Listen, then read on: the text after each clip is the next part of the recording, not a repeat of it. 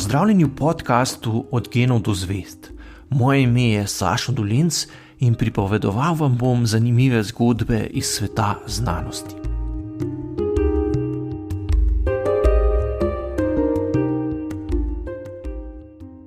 Kaj se zgodi v telesu po cepljenju?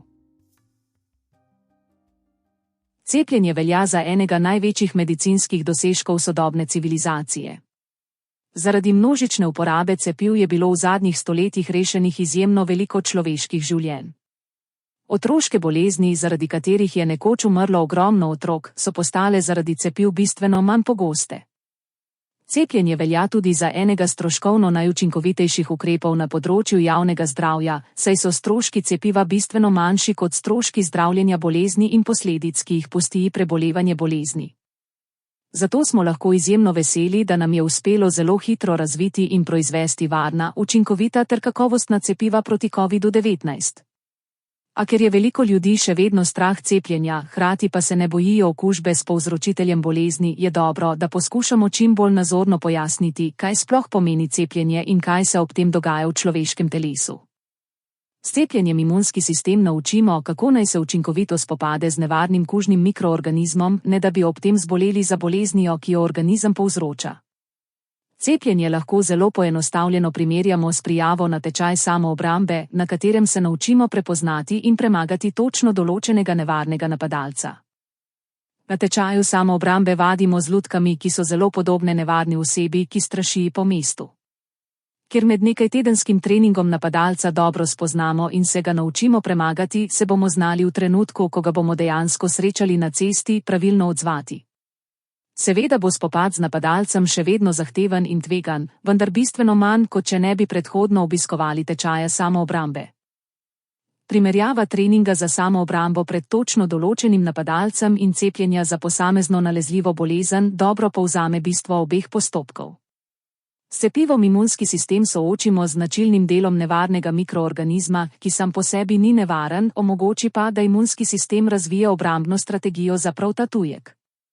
Ko se nato sooči z dejanskim nevarnim mikroorganizmom, ima že pripravljeno vojsko molekul, ki so posebej izurjene prav za spopadanje s konkretnim povzročiteljem bolezni. Za cepivo je izjemno pomembno, da dobro posnema značilni del kužnega mikroorganizma, hkrati pa mora biti dovolj spremenjeno, da ne povzroči bolezni. A pri cepivu nikakor ni dovolj le to, da je podobno povzročitelju. Sprožiti mora tudi imunski odziv, kar pomeni, da mora imunski sistem vnos cepiva dojeti kot grožnjo. Po naši analogiji s tečajem samoobrambe bi lahko rekli, da ni dovolj, da si ogledamo film, ki prikazuje napadalca in način obrambe pred njim. Bistveno je, da z lutko v resnici treniramo čim bolj realističen spopad z osebo, ki nas ogroža. Pri pripravi cepiva je treba najti pravo mero, saj ne smemo povzročiti bolezni, hkrati pa moramo sprožiti imunski odziv, sicer telo ne bo vzpostavilo zaščite. Prav iskanje pravega ravnovesja pri posameznem povzročitelju bolezni je eden od vzrokov za to, da cepiva ni tako enostavno narediti. Naše telo se ves čas sooča z najrazličnejšimi tujki, a naš imunski sistem se nanje večinoma sploh ne odzove, saj mnogi tujki za naše telo niso nevarni. Imunski sistem se praviloma odzove šele takrat, ko zazna, da mu tujek lahko škodi. A kaj je tisti kriterij, po katerem se telo odloča, ali je nekaj potencialno nevarno? Imunski sistem uporablja dve osrednji merili, s katerima presoja, ali je neki tujek nevaren. Prvi kazalnik je vztrajna prisotnost tujka. Če se tuj organizem v telesu zadržuje dlje časa, se imunski sistem nanj odzove in poskuša najti način, kako bi ga odstranil.